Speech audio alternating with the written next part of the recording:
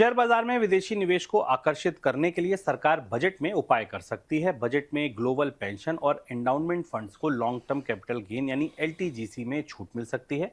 2025 के दौरान भारतीय शेयर बाजार में विदेशी संस्थागत निवेशकों ने करीब 19 अरब डॉलर की बिकवाली की है। इसी को ध्यान में रखते हुए एफपीआईज को बजट में टैक्स छूट पर विचार हो रहा है। सर, क्या कोशिश हो सकती है और किन फंड्स को रियायत मिलने की उम्मीद लग रही है आपको? बहुत बड़ा हिस्सा नहीं है क्योंकि सरकार के पास बहुत कुछ देने के लिए नहीं होगा, लेकिन जो लोग बोनस पॉइंट के नियमित दर्शक हैं, आपको याद होगा 2-3 दिन पहले हमने आपसे चर्चा की थी और हमने बताया था कि भारत में जो सरकारी पेंशन फंड हैं दुनिया के और जो सॉवरेन वेल्थ फंड है, उनका स्टॉक मार्केट में निवेश तेजी से गिरा।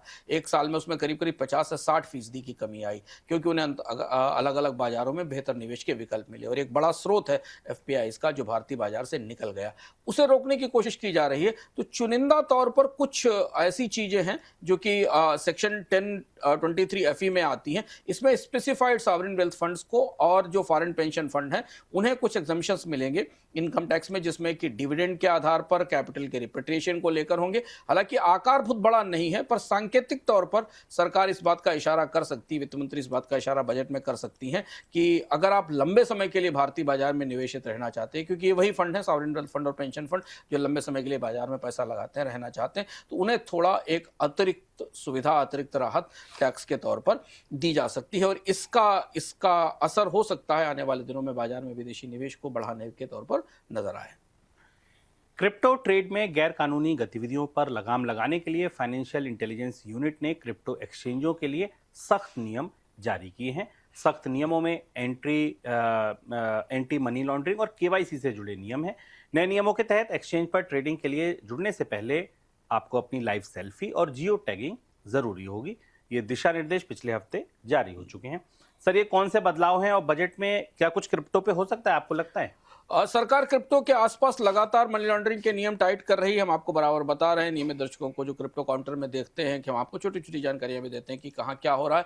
लगातार भारत से क्रिप्टो के ट्रांसफर भी बढ़ रहे हैं, मनी लॉन्ड्रिंग के उल्लंघन भी बढ़ रहे हैं। या दो बड़ी समस्याएं सरकार के सामने। बाजार, पूरी दुनिया का क्रिप्टो बाजार रेगुलेटेड और अनरेगुलेटेड एक्सचेंज के बीच में बढ़ चुका है। छोटे एक्सचेंज ऐसे तमाम हैं जिनके ऊपर कोई रेगुलेशन नहीं है, वहां पर केवाईसी सस्ती कम होती है, फीस कम होती है और निवेशक वहां जाकर फंस जाते हैं। जबकि रेगुलेटरी एक्सचेंज के लिए लंबे नियम होते हैं और वहां केवाईसी होती है, इसलिए लोग नहीं जा पाते हैं। तो इस फैसले का पहला मतलब यह है कि अगर आप क्रिप्टो में निवेश करते हैं तो छोटे और अनरेगुलेटेड एक्सचेंज से दूर हटिए और रेगुलेटरी एक्सचेंज में जाइए जहां सारा केवाईसी और सारी व्यवस्था होती है। सरकार इसे लागू करना चाहती है। दूसरा, एफएटीएफ ने, जो कि फाइनेंशियल एक्शन टास्क फोर्स है, जो दुनिया में मनी लॉन्ड्रिंग के नियमों को लागू करने वाला रेगुलेटर है, नियामक है, उसने भी नए नियम जारी किए हैं। रिकमेंडेशन 1515 उसको कहा जाता है। उसने पूरी दुनिया में जो क्रिप्टो का कारोबार कर रहे हैं, जहाँ जहाँ देशों में हो रहा है, उनके लिए नए नियम जारी किए हैं, जिसमें कि वेरिफिकेशन के लिए जो मनी क्रॉस बॉर्डर ट्रांजैक्शंस में जाती है उसके लिए जो नई व्यवस्थाएं दी हैं उन्हें लागू करने की भी तैयारी हो रही है। रही बात बजट की, उम्मीदें बाजार में, क्रिप्टो बाजार में कई तरीके की हैं। अगर आप अंदर खाने देखें तो सरकार के भीतर, आरबीआई के अंदर, सेबी के अंदर टोकनाइजेशन को लेकर, बाकी चीज़ों को लेकर तमाम तैयारियां चल रही हैं, पर भारतीय नियामकों की भी वो हिचक नहीं टूटी है। अगर सरकार क्रिप्टो को लेकर, टोकनाइजेशन को लेकर इस बजट में कोई बड़ी घोषणा करती है, जो होनी चाहिए, क्योंकि अब भारत के आसपास के सारे ज्यूरिडिक्शन, पाकिस्तान, बांग्लादेश ने और चाइना और सेंट्रल एशिया, मिडिल ईस्ट, ये सब क्रिप्टो और स्टेबल कॉइन से गुलजार हैं। दुनिया के देशों में कानून भी बन चुके हैं, माइका भी आ गया, अमेरिका के कानून भी आ गए, जापान के, हांगकांग के, सिंगापुर के कानून भी आ गए। तो भारत एक बड़ा अवसर गंवा रहा है। बड़ा ट्रेड भारत से बाहर स्टेबल कॉइन के जरिए या क्रिप्टो के जरिए जा रहा है, लेकिन सरकार ने अभी तक खुलकर इस संदर्भ में कोई संकेत नहीं दिए। बजट महत्वपूर्ण है इस दृष्टि से। टेलीकॉम कंपनी वोडाफोन आइडिया को एजीआर के मुद्दे पर मिली राहत के बाद बैंकों की तरफ से कंपनी के लिए कुछ अच्छे संकेत मिल रहे हैं। एसबीआई के नेतृत्व में बैंक अब और गौर कर रहे हैं कि क्या वोडाफोन को नए सिरे से कर्ज दिया जा सकता है। तो सर, सवाल यही है कि वोडाकॉम नए कर्ज मिलेंगे? बैंक कैसे भरोसा करेंगे वोडा के बिजनेस प्लान पर देखना, और ये बड़ी दिलचस्प जद्दोजहद है जो बाजार में चल रही। सरकार ने तो अपनी तरफ से एक और बेल आउट दे दिया नाना करते हुए, फिर वोडाफोन को एजीआर से रियायत दे दी। लंबे समय तक सरकार उससे रेवेन्यू नहीं वसूल करेगी, पर कंपनी की जो मौजूदा परिस्थिति है उसका एक दूसरा आईना यह है कि सबसे बड़ा चर्न वोडाफोन से हो रहा है ग्राहकों का। सबसे ज्यादा लोगों ने वोडाफोन की सर्विस, वोडाफोन आइडिया की सर्विस छोड़ी है और एयरटेल और जियो को ज्वाइन किया है, कुछ हद तक बीएसएनएल के पास भी गए हैं क्योंकि वहाँ पर दरें कम हुई हैं। ऐसी स्थिति में बिजनेस मॉडल वोडाफोन का इतना मजबूत नहीं है। हम बराबर वोडाफोन पर जब चर्चा करते हैं तो आपको बताते रहते हैं कि वोडाफोन का सर्वाइवल इस बात पर है कि वो नए ग्राहक कैसे शामिल करे, मौजूदा ग्राहकों को कैसे जोड़ पाए और लगातार रह रहकर कीमतें बढ़ाता रहे। तभी वो उस आरपू पर पहुंचेगा जहां ये कंपनी बैंकों से फिनांस हासिल करने लायक हो पाएगी। क्योंकि स्टेट बैंक ऑफ इंडिया सबसे बड़ा लेंडर है वोडाफोन आइडिया का, अभी भी उसका एक्सपोजर करीब 6,279 करोड़ रुपए के आसपास, 280 करोड़ रुपए के आसपास है। इसके बाद पंजाब नेशनल बैंक दूसरा बड़ा लेंडर है और एक्सिस बैंक तीसरा बड़ा लेंडर है। इसके बाद IndusInd bank, Canara bank, IDBI bank, ICICI bank और बैंक ऑफ बड़ौदा है। तो एक बहुत बड़ा कंसोर्टियम बैंकों का पहले ही वोडाफोन को पैसे दे चुका है।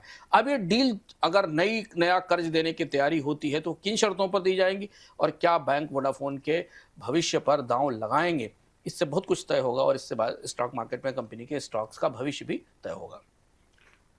अमेरिकी राष्ट्रपति ट्रंप अब भी federal reserve chairman Jerome Powell के पीछे पड़े हुए हैं। जेरोम पावेल का यह आरोप है कि डिपार्टमेंट ऑफ जस्टिस उनके खिलाफ आपराधिक जांच इसलिए कर रहा है क्योंकि उन्होंने ब्याज दरों में बड़ी कटौती नहीं की थी, इसलिए उनको निशाना बनाया जा रहा है। सर, क्या मतलब है जो पावेल कह रहे हैं उसका? ये नया विवाद शुरू हुआ और बाजार भी इससे थोड़ा सहमे, बाजारों में भी थोड़ी हलचल आई। यह माना जा रहा था कि ब्याज दरों में लगातार कटौती के बाद डोनाल्ड ट्रंप का गुस्सा शांत हो गया होगा। व्हाइट हाउस अब जेरोम पावेल को आसानी से विदा होने देगा, रिटायर होने देगा क्योंकि उनका कार्यकाल खत्म होने वाला है इसी साल। लेकिन खुद जेरोम पावेल ने अपनी तरफ से एक बयान जारी करके कहा कि डिपार्टमेंट ऑफ जस्टिस ने उनको एक सबपोनिया भेजा, एक सम्मन भेजा है जिसमें उनसे हिसाब मांगा गया है कि उन्होंने जो फेडरल रिजर्व की बिल्डिंग में का रिनोवेशन कराया है उसके बारे में वो बताया। आपको याद होगा वो महत्वपूर्ण दृश्य और घटनाक्रम जब डोनाल्ड ट्रंप खुद उस बिल्डिंग का रिनोवेशन देखने गए थे और उन्होंने वहां खड़े होकर जेरोम पावेल के कामकाज पर सवाल उठाए थे, जो कि वीडियो और जो इमेज दुनिया भर में चर्चा का विषय रही थी। तो मामला वही है ब्याज दरों में कमी लगातार हो रही है, लेकिन व्हाइट हाउस और सरकार जेरोम पावेल पर अभी भी शिकंजा कसे रखना चाहती है। हालांकि उनका रिप्लेसमेंट ढूंढा जा रहा है और इससे ये नजर आ रहा है कि इस बात की कोशिश है कि अगर अगली बैठक में एक और ब्याज दरों में कमी पर जेरोम पावेल हिचकते हैं तो उन पर एक नया दबाव बनाया जा सके। सर, दूसरा सवाल कि बाजार इसको कैसे समझेगा? बाजारों के लिए थोड़ी चिंता की बात थी क्योंकि अमेरिका के बाजार में निवेश करने वाले निवेशक या ग्लोबल निवेशक फेडरल रिजर्व की स्वायत्तता को लेकर बेहद चिंतित हैं, बेहद टची हैं। तो ये फिर नया मामला खुला, हालांकि बीच में डोनाल्ड ट्रंप थोड़ा शांत हुए थे, फिर नया मामला खुला है जिसके बाद बाजारों में इस बात का संदेह बढ़ रहा है कि जो भी व्यक्ति जेरोम पावेल की जगह आएगा, जो उनका उत्तराधिकारी होगा, जो उनको रिप्लेस करेगा, वो पूरी तरह व्हाइट हाउस के नियंत्रण में होगा। और अमेरिका के वित्तीय बाजार कभी नहीं चाहते कि फेडरल रिजर्व की जो ऑटोनॉमी है, जो उसकी स्वायत्तता है, वो व्हाइट हाउस के या सरकार के नियंत्रण में पहुंच जाए। और इसलिए आप इसके तार सोने की कीमतों से जोड़ सकते हैं। पिछले एक हफ्ते तक सोना स्थिर रहने के बाद आज हमें बढ़ता हुआ दिखाई दिया। आज हमने फिर एक स्पाइक सोने की और चांदी की कीमतों में देखी। तो माना जा रहा है कि आने वाले दिनों में ये टकराव आगे ज़्यादा बढ़ता है, जेरोम पावेल के खिलाफ कोई कार्यवाही होती है और उनको रिप्लेसमेंट के बाद डोनाल्ड ट्रंप का अपना आदमी आता है, तो सेंट्रल बैंक की स्वायत्तता कमज़ोर होगी। स्वायत्तता कमज़ोर होने से डॉलर की साख पर और ज़्यादा असर पड़ेगा और अमेरिका की बॉन्ड यील्ड्स को लेकर और भी ज़्यादा सवाल उठेंगे, जो कि पहले से उठ रहे हैं। और इस वजह से हमने फिर से FOMC की डिमांड वापस निकलते देखी, क्योंकि आज सोने की कीमतों में तेजी को इस पूरे विवाद से जोड़कर देखा गया है। सर, सोने की कीमतों से ये विवाद कैसे जुड़ रहा है? इसी वजह से, क्योंकि सोने की कीमतों में जो मौजूदा तेजी है वो डॉलर की क्रेडिबिलिटी और बॉन्ड की और अमेरिकन बॉन्ड्स को लेकर जो चिंता है उसे प्रभावित करता है। और इसलिए आज बाजार में हमने देखा कि सोने की कीमतों में नई डिमांड निकली, जैसे ही सुबह ये पूरा विवाद खुलकर सामने आया।